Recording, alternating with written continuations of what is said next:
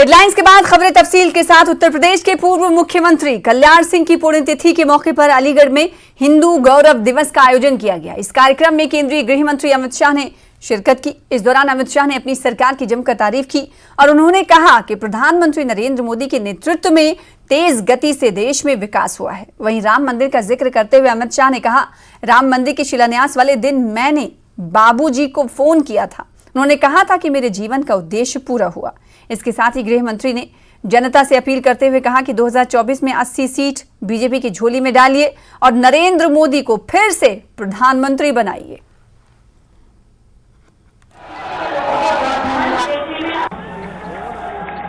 आज मैं केवल दिल्ली से एक ही काम के लिए आया हूं। भारतीय जनता पार्टी के वरिष्ठ नेता राम भक्त और पिछड़ों के कल्याण के उत्तर प्रदेश के अंदर शुरुआत करने वाले श्रीमान कल्याण सिंह जी को मैं श्रद्धांजलि देने के लिए आया हूं। श्रद्धेय बाबूजी को इससे बड़ी श्रद्धांजलि कोई नहीं हो सकती। मित्रों, 80 की 80 सीटों पर एक बार कमल खिलाइए, मोदी जी को फिर से प्रधानमंत्री बनाइए और पूरे भारत में संदेश भेजिए कि उत्तर प्रदेश भारतीय जनता पार्टी का अभेद गढ़ है, इसको कोई पराजित नहीं कर सकता। पहली बार जब भारतीय जनता पार्टी की सरकार प्रदेश में बनी थी, तब उत्तर प्रदेश वासियों को इस बात का एहसास हुआ था और आज अद्भुत संगम है। विश्व उद्यमिता दिवस और नाग पंचमी का भी पवित्र पर्व है।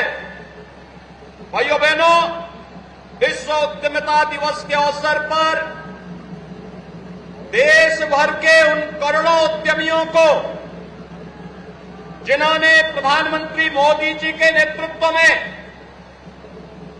भारत को आज मेक इन इंडिया के एक बेहतरीन केंद्र के रूप में स्थापित किया है, उन सबको मैं हृदय से बधाई देता हूं।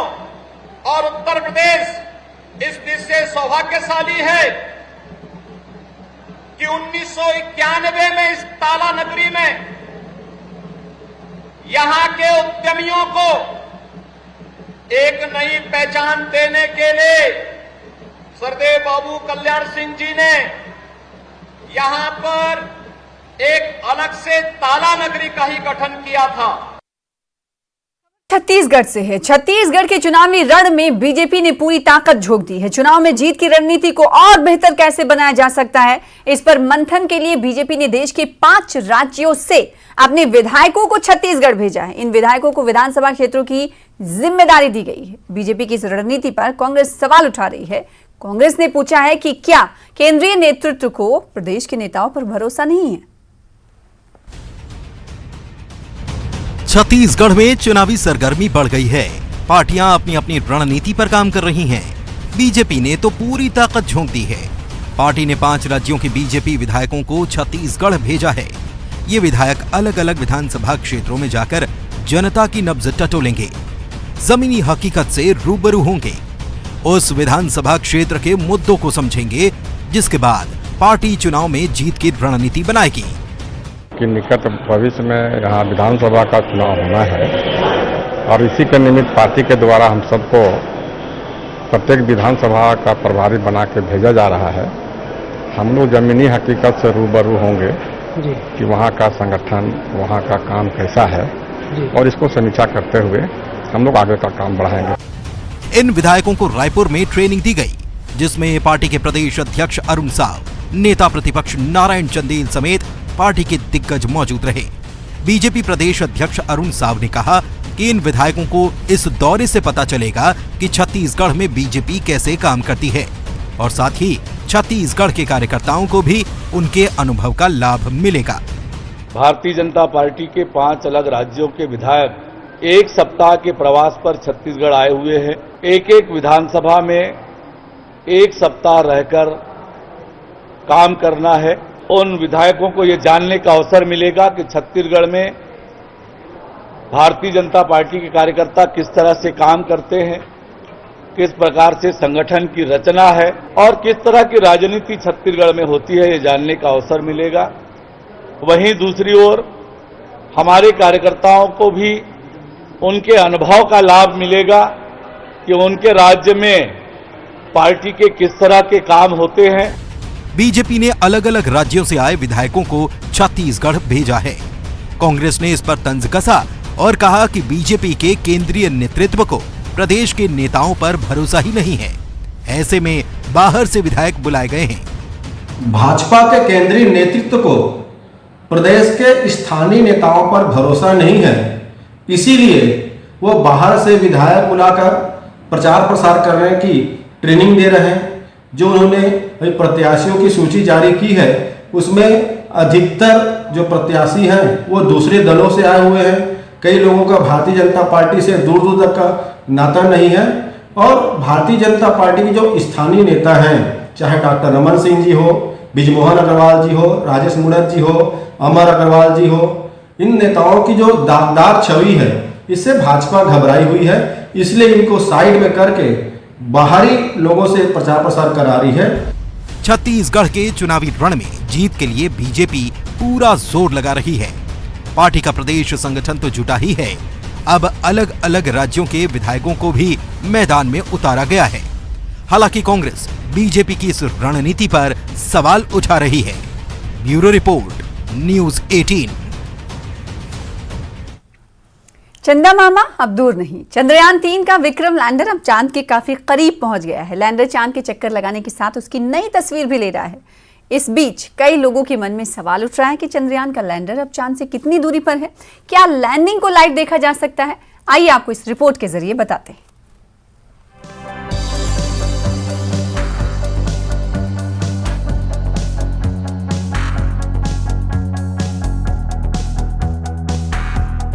हिंदुस्तान का चंद्रयान 3 धीरे धीरे चांद की तरफ बढ़ रहा है। हर पल ये दूरी कम होती जा रही है।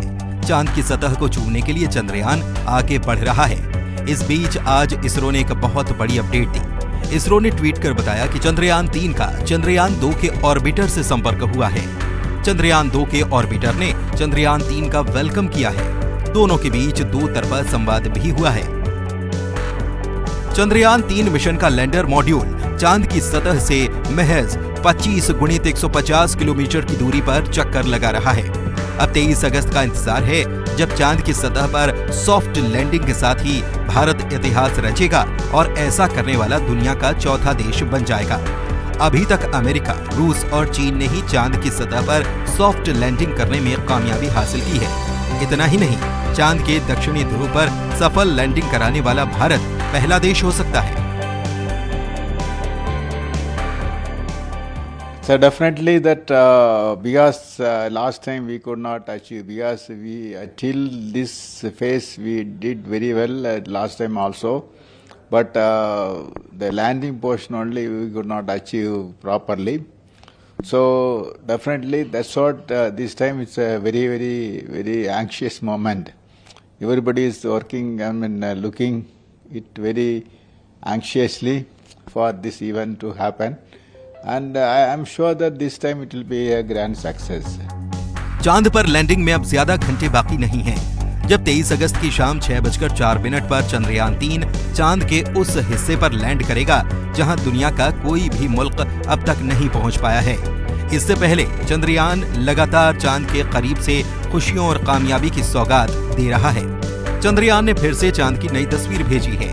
ये तस्वीरें चंद्रयान में लगे उस कैमरे ने खींची हैं जो विक्रम लैंडर के चांद की सतह पर लैंड करने से पहले ये पता लगाएगा कि जहां लैंडिंग होने वाली है वहां की सतह कैसी है। इससे पहले शनिवार और रविवार की रात 1:50 पर विक्रम लैंडर की सफलतापूर्वक डी बूस्टिंग की गई, जिससे ये पता चलता है कि चंद्रयान अपनी सही मार्ग पर है। इसरो ने चंद्रयान 3 पर अपडेट भी जारी किया है। इसरो ने बताया कि लैंडिंग इवेंट का सीधा प्रसारण स्थानीय समय के अनुसार शाम 5:27 से शुरू किया जाएगा।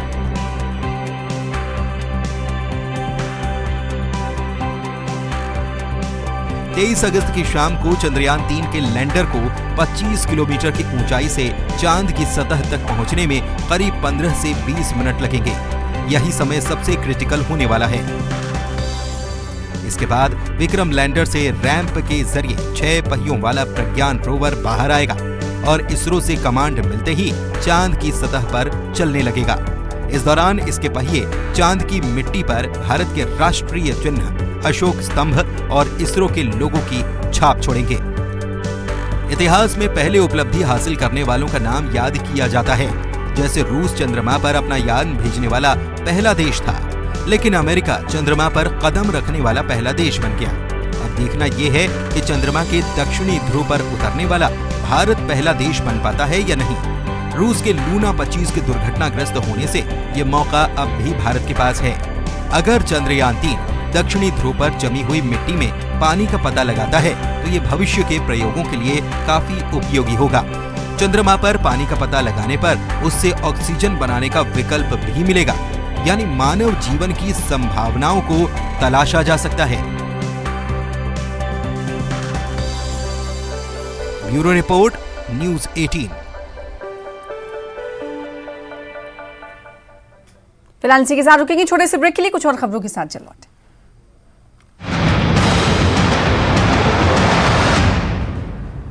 16 channels, 15 languages. मौजूद है ईडी के अधिकारी। टीम में 4 अधिकारियों के साथ सीआरपीएफ के जवान शामिल।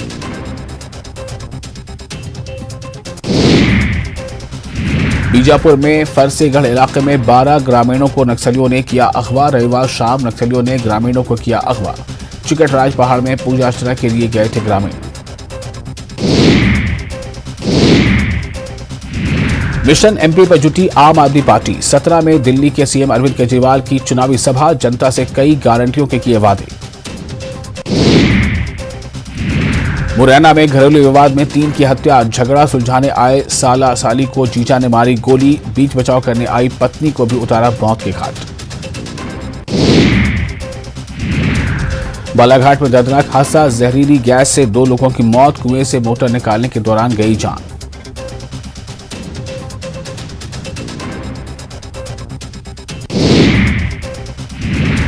इंदौर में पुलिस को मिली बड़ी कामयाबी। राजस्थान के 2 तस्कर गिरफ्तार। हथियार और कारतूस बरामद। मध्य प्रदेश में टिकट वितरण को लेकर सिंधिया का बयान। मेरा कोई कार्यकर्ता नहीं, सभी है भाजपा के कार्यकर्ता। जिताऊ उम्मीदवार को ही मिलेगा टिकट।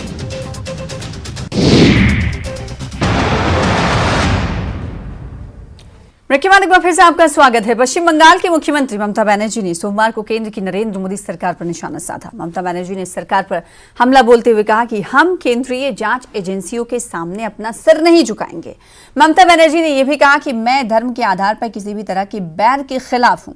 उन्होंने ये कहा कि देश में समुदायों के बीच नफरत पैदा करने के लिए पैसे खर्च किए जा रहे हैं। उन्होंने आरोप लगाते हुए कहा कि बीजेपी बंगाल में तृणमूल कांग्रेस के खिलाफ कांग्रेस और माकपा का इस्तेमाल करने की कोशिश कर रही है।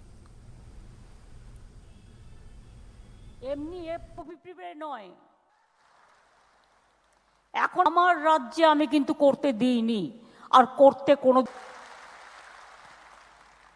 যখন আসামে সংখ্যালঘুদের নাম বাদ দিয়া কারণ আন্ডারস্ট্যান্ডিং পুরো আন্ডারস্ট্যান্ডিং কোন ইস্যুটা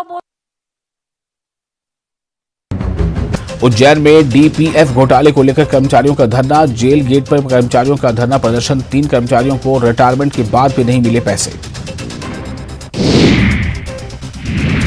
उज्जैन में कक्षा 1 से 12 तक के छात्रों को अवकाश। कलेक्टर उज्जैन ने घोषित किया अवकाश। महाकालेश्वर भगवान की सवारी और नागपंचमी पर श्रद्धालुओं की भीड़ को देखते हुए लिया गया फैसला। महासमुंद को सीएम भूपेश बघेल ने दी बड़ी सौगात। ग्राम पंचायत भोरिंग को नगर पंचायत बनाने का ऐलान। नगर पालिका महासमुंद को नगर पालिक निगम बनाने की घोषणा। बीजेपी सांसद सुनील सोनी ने मतदाता सूची को लेकर निर्वाचन अधिकारी पर साधा निशाना। कहा लोग वोटर लिस्ट में नहीं जुड़वा पा रहे अपना नाम। फर्जी वोटर लिस्ट से चुनाव जीतना चाहती है कांग्रेस। कांग्रेस पर जमकर बरसे आप प्रदेश अध्यक्ष कोमल हुपेंडी। कहा 36 वादों के घोषणा पत्र पर अमल कहीं नहीं दिखता। आपकी गारंटी को जन जन तक पहुंचाएंगे। जशपुर में संसदीय सचिव यूडी मिंज के खिलाफ सर्वेश्वरी आश्रम के भक्तों में नाराजगी। अधिकारी की पोस्टिंग में आश्रम का नाम लिए जाने पर भड़के लोग। बीजेपी और जनजातीय सुरक्षा मंच ने भी खोला मोर्चा। गरियाबंद में रेत माफिया के खिलाफ खनिज विभाग की बड़ी कार्रवाई। 2 चैन माउंटेन मशीन जब्त। पैरी नदी में प्रतिबंध के बाद भी अवैध खनन जारी।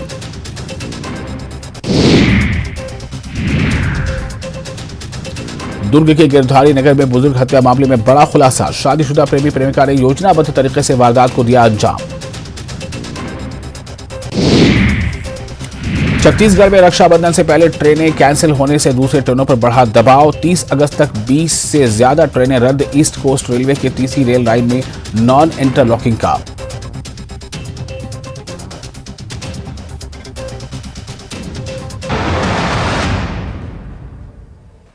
और अब खबर ब्रिकबान जम्मू कश्मीर से। Mother India senior secondary school RS Pura की तरफ से सोमवार को सम्मानित समारोह का आयोजन कर 11वीं और 12वीं कक्षा में बेहतर अंक हासिल करने वाले विद्यार्थियों को सम्मानित किया गया।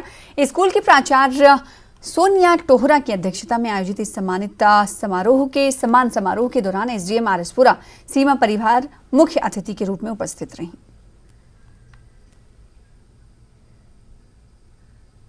और यहाँ के जो टीचर्स हैं उनको कॉन्ग्रेचुलेट करती हूँ, जिनकी ज्वाइंट एफर्ट से इन बच्चों ने जो है बहुत ही सुंदर रिजल्ट अपना जो है प्राप्त किया है।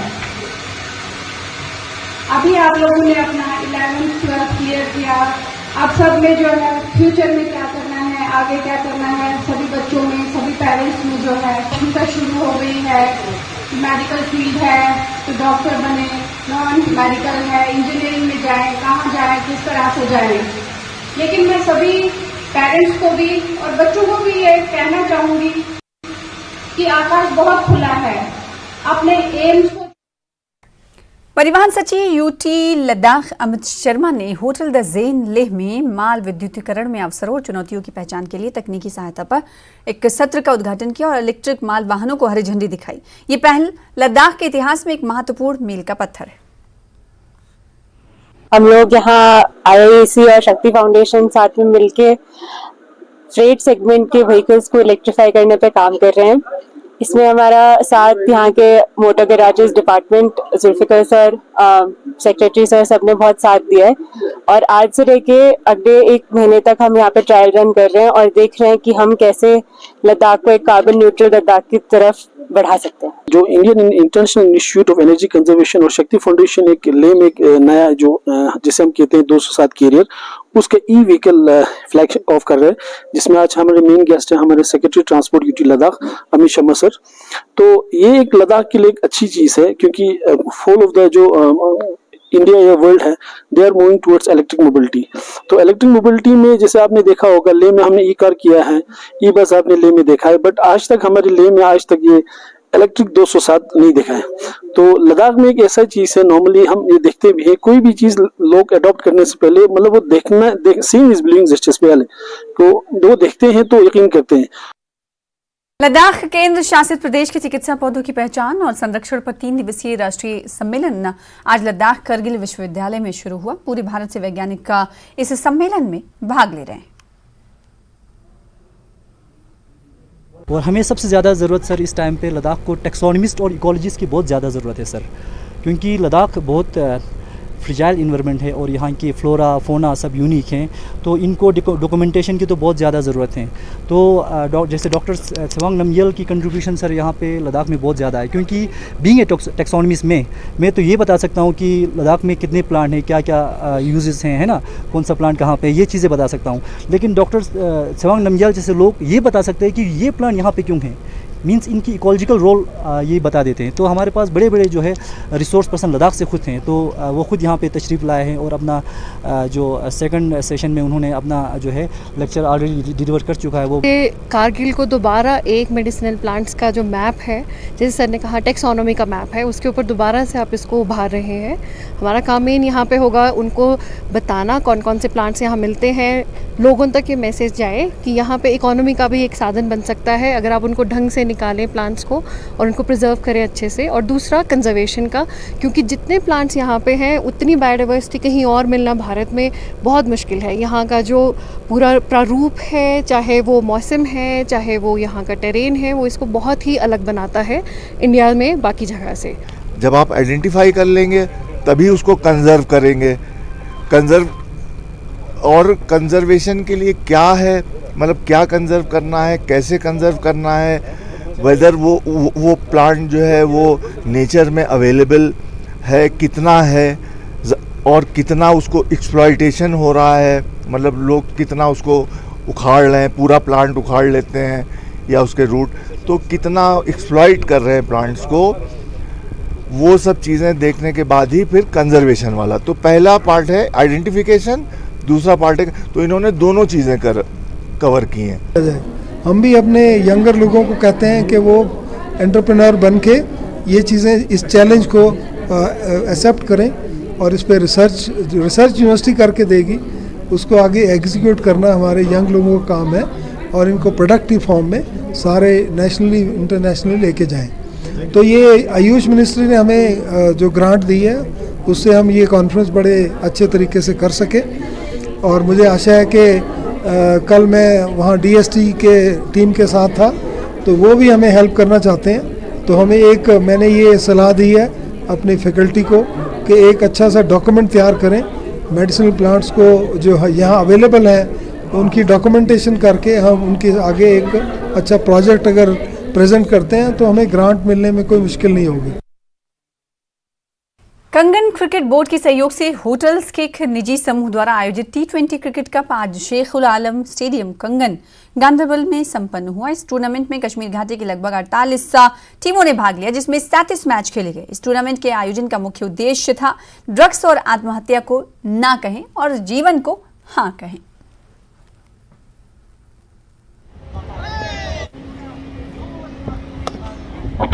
जिससे वो अपना टाइम ज़ाया करते हैं, अपने माँ बाप का दिल दुखाते हैं, उसको दूर करने के लिए हमने ये इनिशिएटिव ले लिया है कि हम क्रिकेट की तरफ उनको तवज्जो दे दें, स्पोर्ट्स की तरफ तवज्जो दे दें।